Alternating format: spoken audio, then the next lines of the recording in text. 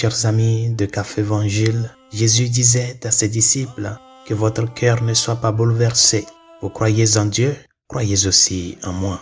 Dans la maison de mon Père, il y a de nombreuses demeures. Sinon, vous aurais-je dit, je pars vous préparer une place. Chers amis, le Seigneur dans l'évangile de ce jour utilise un langage familier pour nous manifester la profondeur de son amour, pour nous montrer une fois encore sa préoccupation unique et ultime pour notre salut. Il nous considère ses frères et sœurs. Et lui qui est le premier-né d'entre les morts, lui qui est l'alpha et l'oméga, le commencement et la fin, lui qui, acceptant la volonté du Père, s'est fait homme et a donné sa vie pour l'humanité, vient nous garantir à travers ces paroles de l'évangile de ce jour cette promesse de vie éternelle. Vous croyez en Dieu, croyez aussi en moi.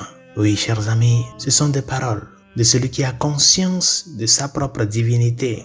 Quel père, quelle mère n'a pas cette préoccupation première de garantir un avenir meilleur pour ses enfants, de les préparer un demain meilleur pour que quand ils seront grands, ils puissent du moins avoir le nécessaire pour continuer la marche. C'est le désir de chaque parent, voir son enfant et le futur de son enfant garanti. Et pour cela, tant de parents aujourd'hui sont prêts à travailler dur pour garantir ce futur-là pour les enfants. Un futur du point de vue des choses de ce monde. Mais combien de parents se préoccupent pour que leurs enfants grandissent dans la foi en Dieu, dans la foi en ce Dieu qui se soucie du bien-être de tout un chacun, de ceux et de celles qui sont les siens. Chers amis, nous voulons voir nos enfants heureux, les membres de nos familles heureux. Mais n'oublions pas que ce bonheur, c'est seulement Dieu qui le garantit.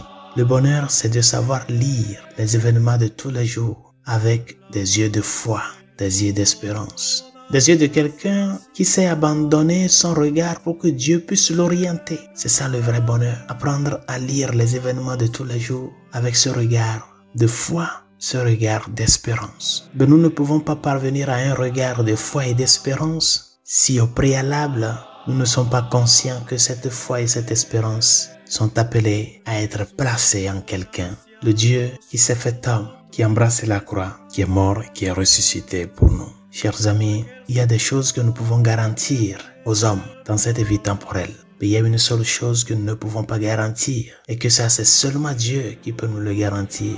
Et qui nous l'a garanti, c'est la vie éternelle. C'est pour cela, chers amis, apprenons à ne pas vivre en déphasage ou en négligeant cette grande promesse que le Seigneur nous a fait. Si nous avons vraiment soif de la vie éternelle et que nous voulons aussi que les nôtres aient cette soif de la vie éternelle, prenons le pas du Christ. Suivons ses pas, lui qui est le chemin de l'amour, un amour qui s'est fait sacrifice, un amour qui s'est pardonné, un amour qui s'est donné une autre opportunité à l'autre à se relever, un amour qui ne pense pas à soi en premier, mais qui pense à l'autre, un amour qui ne fait pas du mal à l'autre, mais qui est prêt à porter le mal de l'autre pour son bien. Suivons son chemin, suivons-le, lui qui est la vérité, cette vérité qui consiste à laisser ma personne s'adapter à l'évangile et non pas que l'évangile s'adapte à moi, c'est-à-dire dans cet esprit d'humilité, de souplesse qui m'amène à reconnaître mon erreur, mes erreurs et à accepter la vérité qui m'amène au changement. Suivons-le, lui qui est la vie, cette vie qui nous a gagnés sur la croix et qui doit nous amener à croître dans la foi en lui, le ressuscité qui vit à jamais éternellement. S'il y a un grand cadeau, chers amis, que nous pouvons faire aux nôtres, c'est de les rappeler, tout passe ici-bas, mais n'oublions pas, il y a la vie éternelle. Et si vraiment nous voulons vivre éternellement avec ce Dieu qui parle au fond de nous, qui veut que s'accomplisse cette soif de bonheur éternel, si nous voulons vraiment y parvenir, nous sommes appelés à embrasser sa parole, à la faire nôtre et à avancer derrière lui qui nous ouvre le chemin avec sa croix. Bonne journée, Dieu vous bénisse.